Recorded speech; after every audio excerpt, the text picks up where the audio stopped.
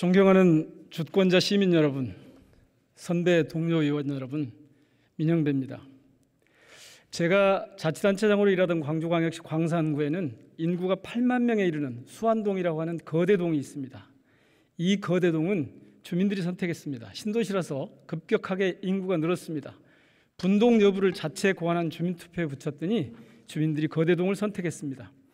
거대동은 동장 직급이 한 단계 높습니다. 고위직 하나가 늘어나니까 직원들이 승진에 필사적입니다. 고민했습니다. 시민의 선택으로 발생한 초과 권력인데 내 뜻대로 인사하는 게 옳을까? 동장 인사권을 주민에 돌리겠다고 선언하고 동장 주민 추천제를 도입했습니다. 아예 직접 선출하면 좋겠는데 선거법과 지방자치법이 가로막습니다. 서류 심사로 후보자를 좁힌 뒤 선출직 뽑듯 진행했습니다. 지금 나오는 저 사진들이 그 현장입니다. 그 결과로 시민 참여는 활발해졌고 행정부와 시민 간의 갈등은 현저하게 줄었습니다. 나름 정치적 효능감을 맛봤습니다. 존경하는 의원님 여러분, 외람되게 제가 옛 얘기를 꺼낸 이유는 충분히 짐작하실 수 있을 겁니다. 혹시 우리가 직접 결정하지 않아야 할 것까지 욕심내고 있는 건 아닌지, 즉 초과 권력을 탐내는 건 아닌지 성찰하자는 뜻입니다. 잘 아시겠지만 국회의원은 주권자 시민의 대리인입니다. 주권자 정치의 관점에서 보면 저희는 정치개혁의 주체가 아니라 대상입니다.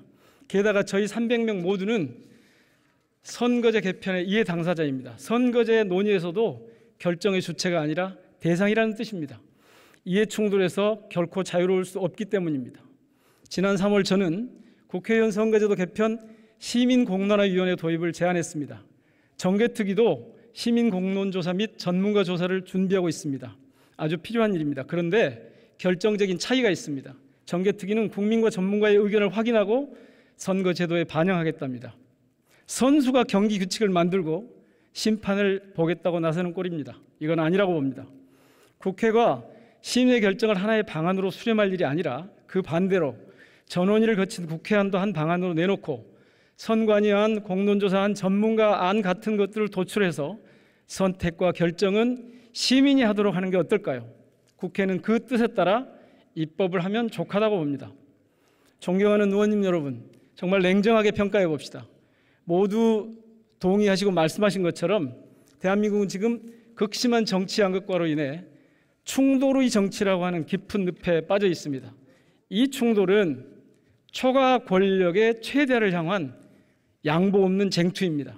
거대 양당이 독식하는 이 전장에는 합의나 협의가 들어설 자리가 없습니다. 특히 국민의힘은 오직 충돌이 목표인 범퍼카 같습니다. 여야 합의로 전원의를 결정해놓고서는 뜬금없이 의원 정수 축소를 들고 나옵니다. 12구 참사 국정조사 때도 다르지 않았고요.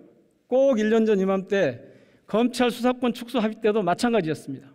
권성동 원내대표의 서명이 크고 마르기도 전에 검찰 수사권 기소권 분리가 적시된 여야 합의문, 헌 정사에 정말 새로운 장을 열었다고 평가됐던 그 합의문을 거리낌 없이 파기했습니다. 의도적으로 충돌을 일으키면서 뒤통수 정치의 정수를 보여준 거죠. 지금도 국민의힘은 윤석열 정부 부역자를 자처하면서 정치를 파괴하고 있습니다. 민주당은 절대다수 의석을 갖고서도 파괴 행위를 적절히 제어하지 못합니다. 그래서 지금 정치가 아닌 정쟁이 국회를 지배합니다. 송구합니다만 국민의힘은 선거제 개혁을 논의하기에 앞서서 배반과 충돌을 정치의 원동력으로 삼아온 자신부터 성찰하는 게 좋겠습니다. 당연히 민주당은 합리적인 정치 과정을 추동하지 못한 무기력에 대해서 처절하게 반성해야 할 겁니다. 김종민 의원께서 적절하게 어제 제시하셨는데요. 지금 정치 지체가 대한민국을 멈춰 세우고 있는 셈입니다. 지금까지는 이렇게 문제를 키우는 게 정치였습니다. 이제 문제를 해결하는 정치로 전환해야 합니다. 초과 권력의 최소화가 그 방향이라고 저는 믿습니다. 오늘로 사흘째인데요. 저는 의원님들 발언을 모두 경청했습니다. 감동적인 진단에도 구체적인 제안에도 저는 대부분 고개를 끄덕였습니다만 잘못된 주장도 적지 않습니다. 기득권을 내려놓자면서 중대선거구제를 주장하는 건 모순입니다. 수도권 집중과 지방 소멸을 우려하면서 대선거구제만을 선인장 주장하는 건 수도권의 엘리트 중심 사고일 뿐입니다. 선거구를 키워야 큰 정치인이 나온다는 말을 저는 들어보지 못했습니다. 소선거구제 자체가 문제라는 시각도 매우 편협한 접근입니다. 비례대표를 없애자고 하는 주장에는 정말 근거가 무엇인지 전혀 동의할 수가 없습니다. 지금까지 대체로 우리는 문제의식이나 개선 방향에서 크게 다르지 않습니다. 사실 우리는 오래전부터 정답을 알고 있습니다.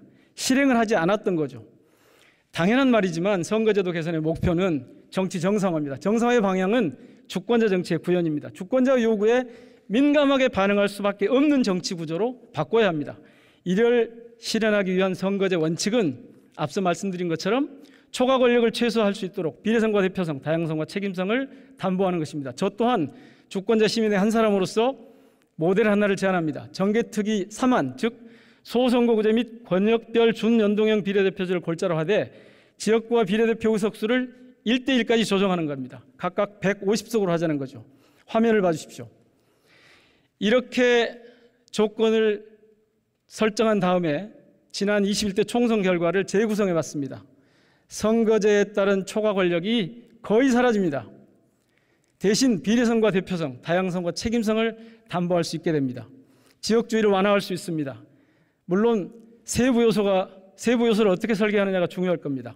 각 권역의 인구와 면적을 고려해 수도권 비례 의석수는 줄이고 비수도권은 확대해야 합니다. 또 지역구별 4개 이상 기초자치단체 포함이 불가하도록 하는 등 조건과 함께 선거구의 전면 재조정도 뒤따라야 합니다.